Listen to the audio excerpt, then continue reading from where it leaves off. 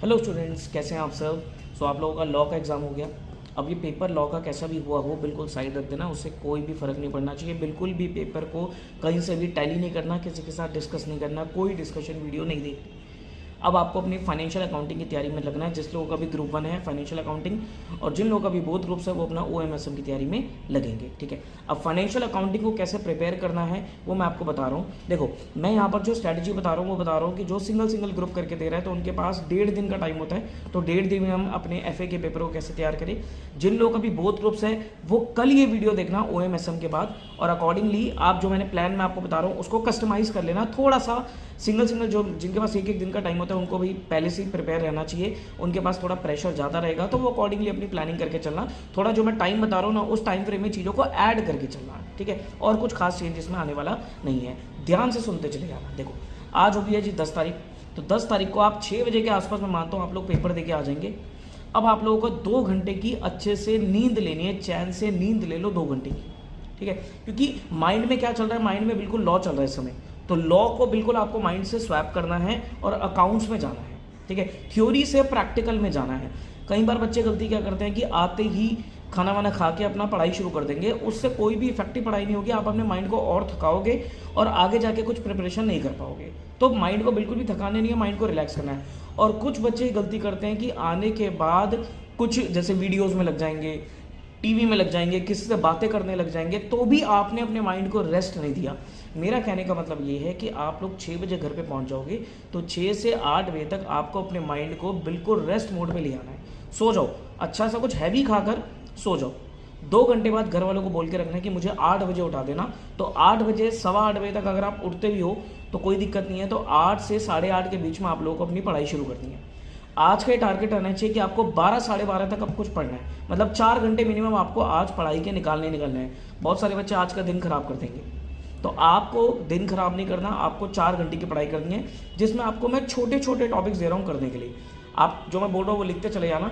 Topic कौन कौन से हैं? Hire purchase, insurance claim, consignment, joint venture, BRS and bills of exchange. I am repeating, hire purchase, insurance claim छोटे छोटे topic है, कंसाइनमेंट जॉइंट वेंचर छोटे छोटे टॉपिक है, BRS छोटा टॉपिक है, बिल्स ऑफ एक्सचेंज छोटा टॉपिक है। छोटे छोटे टॉपिक्स आपको आज 4 4.5 घंटे के अंदर अंदर निपटा लेने हैं। एग्जाम में इंपॉर्टेंट भी है और कम टाइम भी लगेगा, हम इसको कवर कर पाएंगे।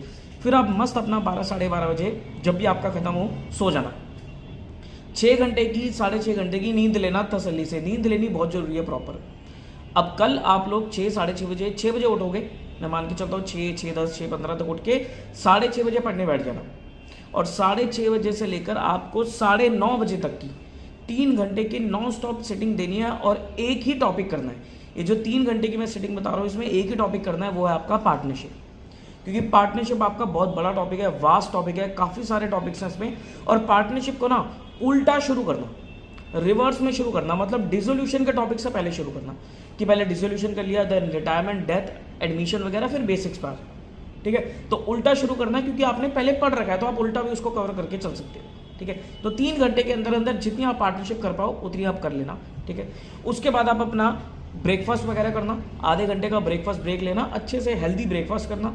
और 10 बजे से लेकर 12 बजे तक फिर आपको 2 घंटे बैठना है और 2 घंटे में आपको एक ही टॉपिक करना है, दैट इज़ योर NPO का टॉपिक। अभी जो पार्टनरशिप और NPO हैं इनको मैंने ज़्यादा टाइम इसलिए दिया क्योंकि दोनों आपके 14 मार्क्स के एक फुल फ्लेज क्वेश्चन आएंगे। मतलब ये 2 टॉपिक ही मिला के आपके 25 से 30 नंबर कवर करेंगे। तो इन दोनों को आपको ज़्यादा टाइम देकर चलना है। तो 12 बजे तक आप निपटा दोगे NPO को, साइड कर देना। उसके बाद अपना रेस्ट करना, 1.5 घंटे का टाइम है, लंच करो, एक नैप ले लो, रिलैक्स करो। फिर 1:30 बजे से लेकर 4:30 बजे तक 3 घंटे की सिटिंग आपको देनी है।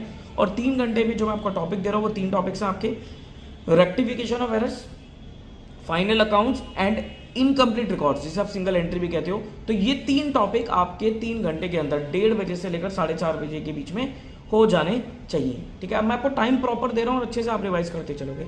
फिर 4:30 बजे उठोगे, 1 घंटे का फिर आपको रिलैक्स करना है, चाय वाय पीनी है, थोड़ा माइंड रिलैक्स करना है, म्यूजिक सुन लेना।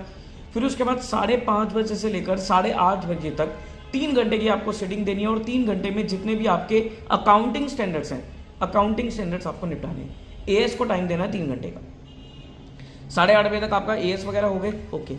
देन 1 घंटे का आपको गैप लेना है, फिर डिनर वगैरह कर लेना, अगेन रिलैक्स कर लेना, फिर 9:30 बजे से लेकर 11:30 12 जितना भी आप पढ़ना चाहो, नॉट मोर देन 12, 12 से ऊपर तक मत पढ़ना, 9:30 से 11:30 12 बजे तक आप पढ़ो और उसमें आप 2 टॉपिक करो, department accounts and branch accounts. ठीक है जी।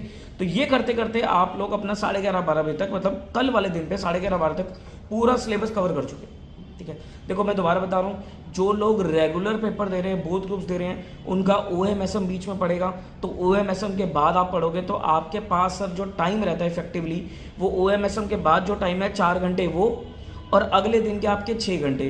तो आपको जो मैं जिस सीक्वेंस में मैंने बताया ना, आपको चलना तो उसी सीक्वेंस में है, लेकिन आपको क्या करना है, आपको टाइम थोड़ा कम टाइम देकर आपको खत्म करते चले जाना है चीज़ों को। ठीक है, तो अकॉर्डिंगली प्लान करना, लेकिन सीक्वेंस वही बना लेना, थोड़ा सा टाइम शेड्यूल आपको देखना पड़ेगा रेगुलर वालों को। उसके बाद कल आप लोग 11:30 बजे सो जाओगे, तो नेक्स्ट डे जो आपका एग्जाम डे है, एग्जाम डे पे 6 बजे तक लास्ट आप लोग उठ जाओ, वेकअप बाय 6 AM, और 6 बजे से लेकर 9 बजे तक 3 घंटे आपको बैठना है। और कोई भी आपका पेंडिंग टॉपिक रह गया है, अगर कोई भी आपको ऊपर दोनों दिन में पेंडिंग टॉपिक रह गया है, उन पेंडिंग टॉपिक को निपटा देना। देखो ध्यान रखना इस चीज़ का कि जिस टाइम पे मैंने जो टॉपिक बोला है ना, आपको उसी टाइम पे वो खत्म करना है, चाहे वो आपका पूरा ना भी हो तब भी आप उसे छोड़ देना, क्योंकि जिस दिन एग्जाम होगा उस दिन मैंने 6 से 9 बजे का आपको ये बफर टाइम दे रखा है। इसमें अगर आपका कोई टॉपिक रह जाता है, कोई पेंडिंग टॉपिक रह जाता है, तो वो पेंडिंग टॉपिक आपको निपटाना है। समझ लो मेरी बात ध्यान से। ठीक है, ये पेंडिंग टॉपिक करने के बाद, अच्छा सर अगर हमारा कोई पेंडिंग टॉपिक नहीं रहा तो मैं क्या करूंगा, तो आप क्विकली एक बार हर एक चैप्टर के फॉर्मेट्स को, कोई नोट्स हैं, कोई एजम्पशंस हैं, उनको अच्छे से रिवाइज कर सकते हो, कोई प्रोविजंस हैं उनको अच्छे से रिवाइज कर सकते हो, फॉर्मेट वगैरह देख लो। ठीक है, उसके बाद 9 बजे तक आप पढ़े, उसके बाद 1 घंटा आप थोड़ा तैयार व्यार होगे, ब्रेकफास्ट करोगे, देन 10 बजे से लेकर 12 बजे तक आप लोगों को सिर्फ और सिर्फ MCQs करने हैं। MCQs कहाँ से करने हैं, बिट क्वेश्चंस, जो आपकी बिट क्वेश्चंस की बुकलेट है उसको देख लेना, और आपके स्टडी मैट के MCQs सिर्फ उनको करके चले जाना, दैट्स इट। जितने कर पाओ उतने बढ़िया है, बाकी कोई भी दिक्कत नहीं है। भगवान का नाम लेना, माता पिता के पैर छूना और अपना एग्जाम देने चले जाना। ठीक है जी, और एग्जाम आप लोगों का बहुत अच्छा होगा, बहुत आसान पेपर आएगा, पॉजिटिविटी के साथ आपको एग्जाम के लिए जाना है। All the very best to you. कोई भी दिक्कत परेशानी आती है तो ऊपर एक नंबर फ्लैश हो रहा है 9717175748, उस पर आप लोग मुझे कॉन्टैक्ट कर सकते हो। Take care of yourself, God bless you, bye bye.